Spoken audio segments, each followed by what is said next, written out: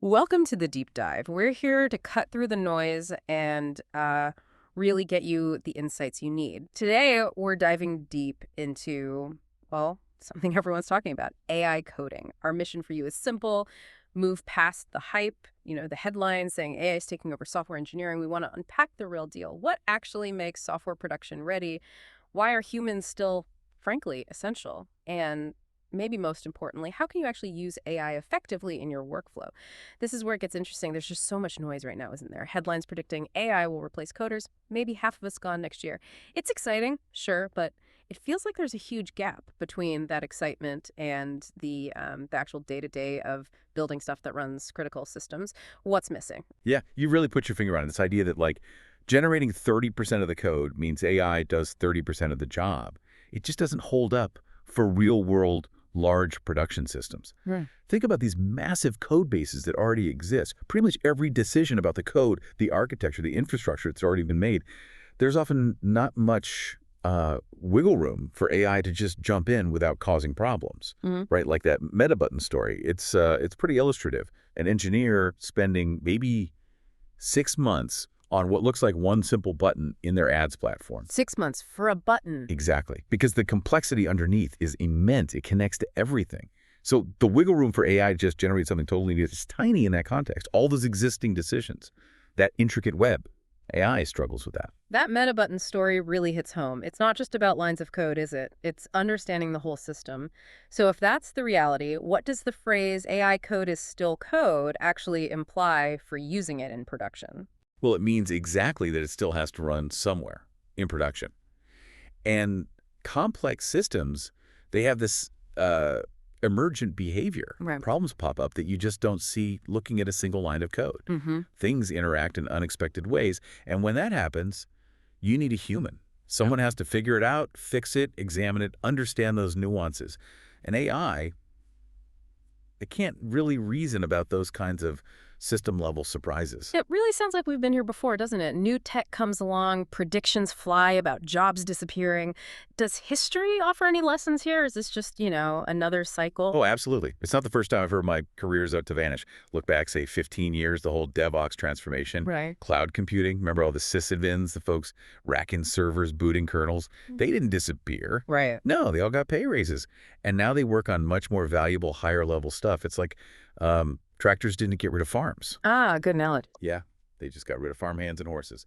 The nature of the work changed.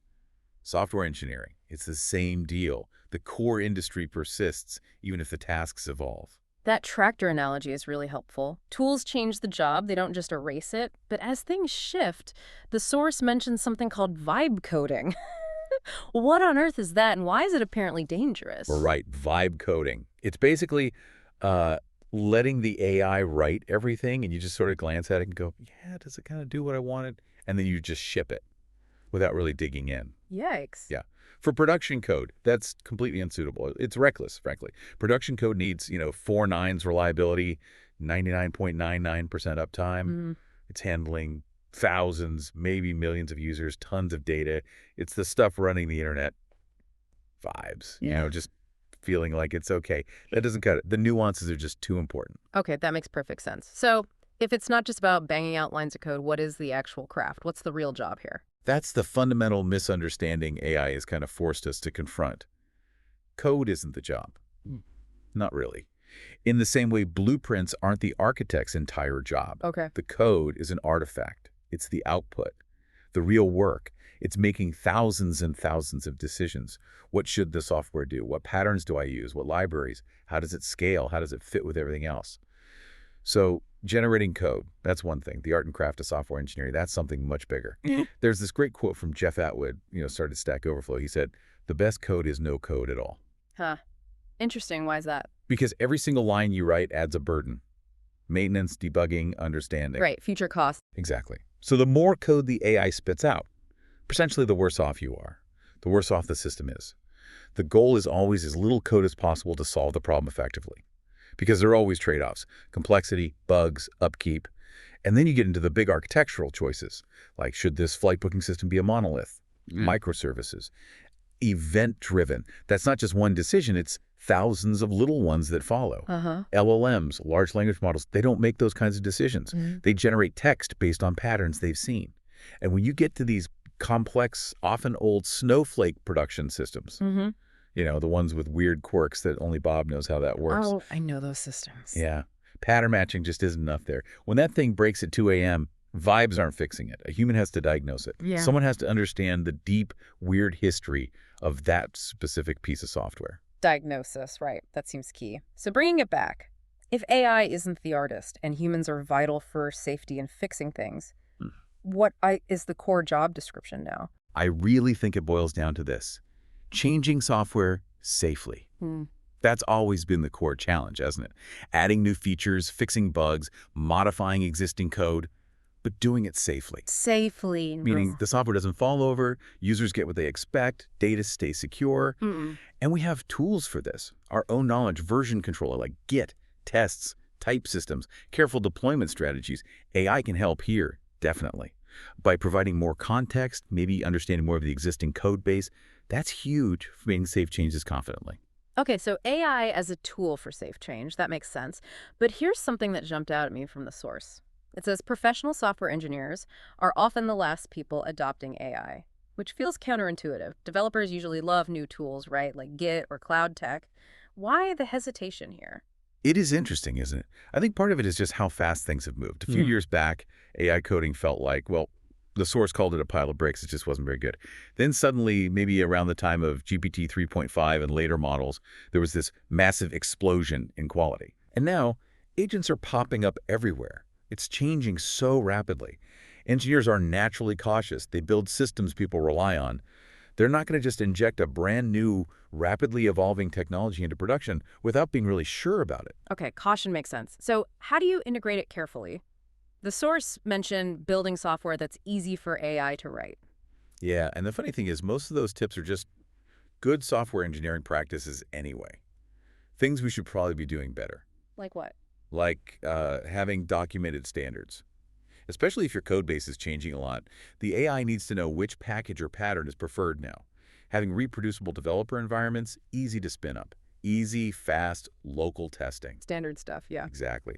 And crucially, setting clear boundaries for the AI. Yeah. Don't just say, hey, refactor this using the Strangler pattern. That's way too complex and vague. Yeah. Give it clear, defined tasks. Treat it like any other engineer joining the team. You wouldn't just vaguely gesture at a module and say, make this better. Right? Hopefully not. You need to give the AI the same kind of guidance and tools engineers need. Because it's doing the same job, Yeah. writing code. This idea that AI should write perfect code first time, it's unrealistic. Human engineers don't work like that. We write, test, refactor, use linters. AI needs that same iterative process. So if AI handles more of the initial code generation, freeing up engineers, what's the most critical skill we need to focus on developing for the future?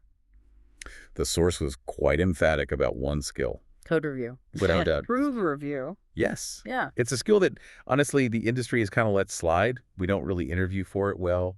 We don't practice it rigorously enough. And the tools we have for it now, they frankly suck, as the source puts it. Just getting a list of change files sorted alphabetically, that's not helpful for understanding a complex change. As AI agents start writing more code, maybe even entire features, being able to effectively review that code to assess its quality, its safety, its maintainability that becomes absolutely paramount, we're probably going to see a pretty big explosion in how code review happens, the tooling around it. That's where the human value really shines. Okay, focus on code review. Makes sense. What about engineers who are still hesitant, wary about bringing AI into their flow? Any practical tips for them? Yeah, a few things come to mind. First, always remember, AI talks like a human, but is actually a machine. Don't trust its explanations when it sounds human, like, oh, sorry, I scanned that file but didn't really read it. It's not reading, it's generating text patterns. Keep that distinction clear. It's just pattern matching. Got it. Distrust the humanness. Second, embrace that the code AI generates might just be different. Not necessarily worse, just different from how you would have written it. As long as it works, follows standards, passes tests, maybe it's okay. Use linters, style guides to enforce consistency, and stop arguing about minor stylistic things. Focus on correctness and safety. Okay, let go of my way is the only way. Exactly. Third, give it context. Write a simple rules file or some guidelines. We use this stack, prefer this testing library, structure components like this. Send that along with your prompts. It helps enormously. And finally, I really recommend this workflow. The define, create, refine loop. Define, create, refine. Define. Use the AI to help you write a plan first. Maybe just a markdown file, outlining the steps, the approach. Create. Then, feed that plan back to the AI as context and ask it to generate the code or test cases or whatever it is. Refine. Then you step in, make your edits, tweaks, run the tests, fix things, loop back if needed, define more, create again, refine again. That sounds quite practical. It's a really efficient way to work with the AI, not just have it dump code on you, and helps you get better at prompting it effectively. Let go of the need for it to be perfect first try or exactly like your code. Focus on the outcome. So it sounds like the big takeaway is engineer jobs aren't really going anywhere. It's more about how the job changes, how we use these new tools. Precisely. The core craft remains, but the tools are evolving, allowing us to potentially operate at higher level. Which brings up a final thought, really, for you listening. If the core work is changing software safely, how can embracing AI's ability to generate text, to handle some of the boilerplate, how can that allow you to tackle even more complex, more critical changes, but with more confidence and maybe even more speed? That's something to really mull over.